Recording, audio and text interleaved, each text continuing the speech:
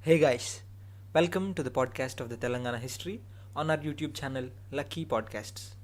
Our narration is based on the textbooks of the Telugu Academy, narrated by John Michael and produced by Gujula Chandrasekhar. Chapter 5, Part 3, Reforms of Mir Osman Ali Khan. Administrative Reforms. In 1914, Mir Osman Ali Khan took over the administration of the state without the assistance of the Prime Minister. During his reign, there was progress in all fields of administration. He brought administration closer to the people. He had a free hand in recruiting the administrative machinery and molding state policies. The major features of Mir Osman Ali Khan's administration were the reorganization of finances in state, reclassification of the heads of revenue and expenditure. In 1938, he introduced a unicameral legislature with 85 members. For the first time, he gave chance to Harijans in this council.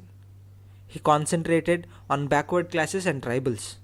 A number of concessions and privileges were granted for the development of tribals of Adilabad, Karimnagar, Warangal and Mahbubnagar. Tribal panchayat system was introduced for speedy justice. During his reign, the Komram Bhim led tribal Gond revolt in Adilabad district against the feudal system took place. He understood the problems of the Gonds and found suitable solutions for their rehabilitation. People belonging to different communities in Hyderabad were free to follow their religion. He issued grants to temples, mosques, churches, gurudwaras, ashurkhanas, dargahs and charitable trusts. He gave grants to Hindu temples in Adilabad, Gaulipura, Maddannapeta temples, etc. Bhadrachalam and Tirupati temples were also given annual grants by him. The Muslims of the Asafjahi dominion were permitted to avail 6 months' leave and salary in advance to a visit to Mecca, Medina and Karbala. He granted lands for churches and cathedrals. Sikhs were appointed in large number in police and as bodyguards. A magnificent Gurudwara was built in Nanded. A Jagir was bestowed for its maintenance. He has given grants to Krishneshwar temple at Indore. He also took actions to preserve Thousand Pillars temple at Hanamkonda through Public Works Department. During his reign, Hyderabad was the best administrated state in India. The state administration had many achievements to its credit.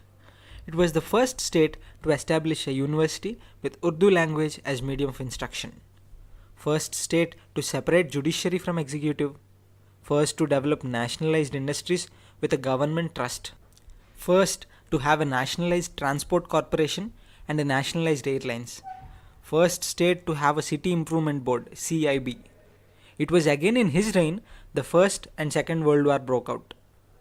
In 1914, at the time of First World War, the Nizam helped British by providing military finance and material help. For this help, he was honored with the title of Faithful Ally by the British.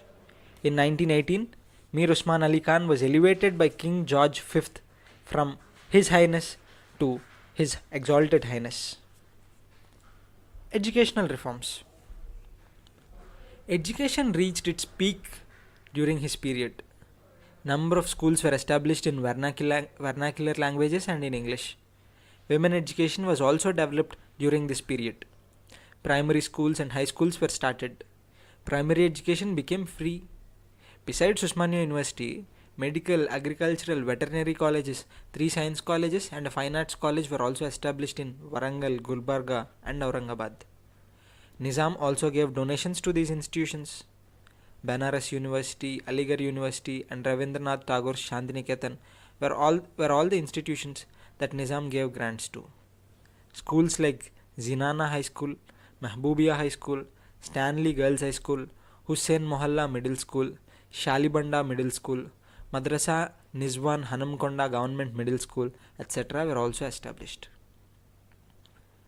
Industrial reforms.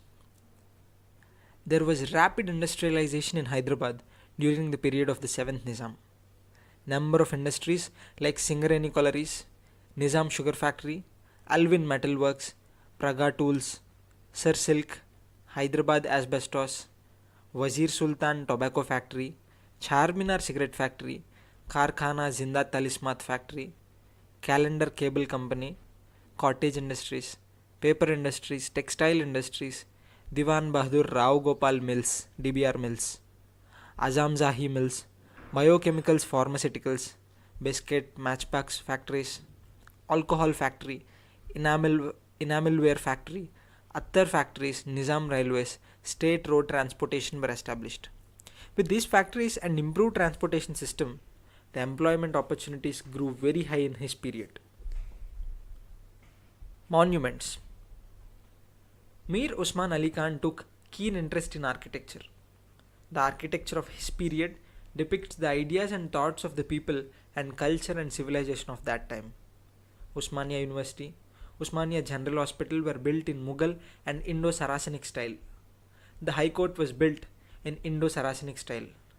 The Legislative Assembly building is Saracenic Rajasthani style, and other buildings like the City College, Public Gardens, Unani Hospital, Asafia Library, Hyderabad and Secunderabad railway stations, Town Hall, Eden Bagh, Jubilee Hall, Judi Masjid, all built with Hindu, Muslim and Western style. The City Improvement Board was set up at this time, which laid out gardens, built markets, widened streets and provided for underground sewerage. Mir Usman Ali Khan, Nizam 7th, was a versatile personality and progressive ruler. He was a visionary and a knowledgeable diplomat and a great administrator. He was a great linguistic and had command over 6 languages. Besides Urdu, he was well versed in English, Turkish, Arabic, Persian and Telugu. He was the richest man in the world. The great and far-reaching changes brought forth by him in the field of education, public health, city improvement, rural upliftment, agriculture, industries, trade and commerce, transport and communications not only changed the fate of the state, but the entire state was benefited by the amenities extended to all by the Nizam government. End of part 3, chapter 5. You're listening to a podcast of the Telangana history on our YouTube channel, Lucky Podcasts. Our narration is based on the textbooks of the Telugu Academy, narrated by John Michael and produced by Gujula Chandrasekhar. For more such audio content, please subscribe to our YouTube channel, Lucky Podcasts.